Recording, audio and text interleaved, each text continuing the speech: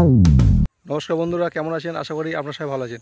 আজকে আমি এসেছি, এখন তো আমি গ্রামের বাড়িতে বেড়াতে এসেছি।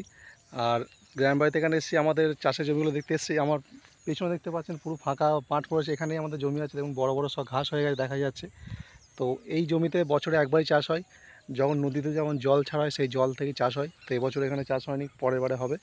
তো আমি বাবার সঙ্গে এসেছি আমাদের জমিগুলো দেখতে। তো বাবা আমাদের বাকি জমিগুলো, ধানগুলো জমির আলের মধ্যে সব পড়ে গেছে, তো সেইগুলো ঠিক করা হয়েছে। এখন ধান পাকার সময়, কাটার সময় অনেক চাষিরা ধান কেটে ফেলছে, কিন্তু আমাদের কয়েকদিনের মধ্যে কাটা হবে। তো পুরো ভিডিও দেখতে থাকুন, এবং আমার চ্যানেলে আপনি নতুন থাকলে চ্যানেলটাকে সাবস্ক্রাইব করে নেবেন অবশ্যই। আর ভিডিওগুলো কেমন হচ্ছে এটা কমেন্টের মাধ্যমে জানাবেন। তো চলুন দেখা যাক আমাদের বাকি জমিগুলো, ধানগুলো কী অবস্থা হয়েছে। তো ভিডিও দেখতে থাকুন।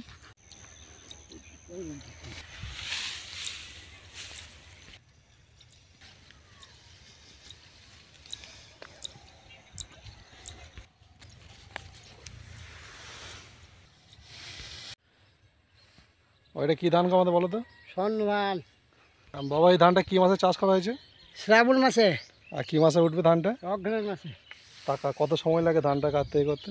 কম মাস। ও 3 ঘুরে মাস, বলো এইদিকে। 3.5 মাস। 7 দিনের সময় ধান উঠে যায়।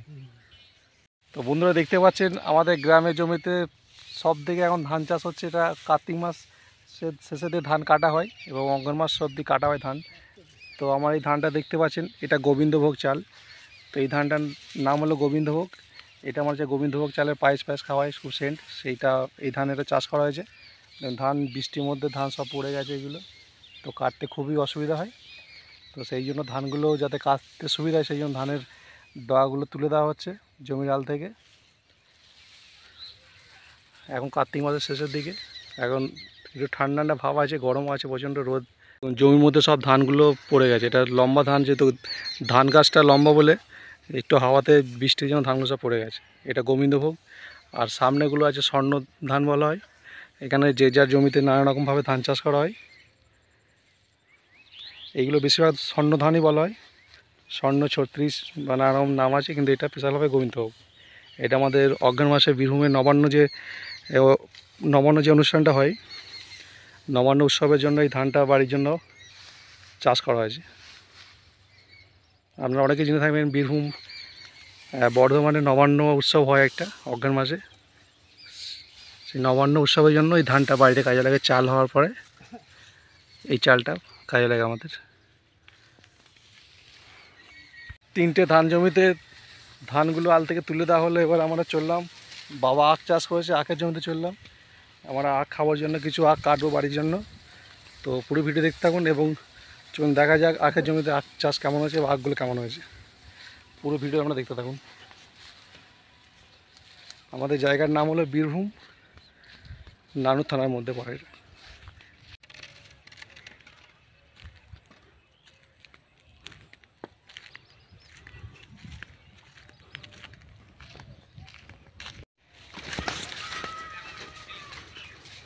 তো আমরা এখন এসে গেছি আমাদের আখের জমিতে আখ ভাঙতে।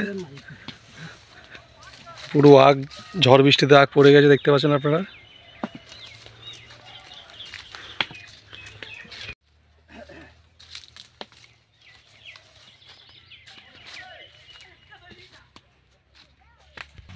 চলুন দেখা যাক, একটা ভালো থেকে আখ ভাঙা যাক বাড়ির জন্য, মানে কেটে নিয়ে যাক বাড়ির জন্য।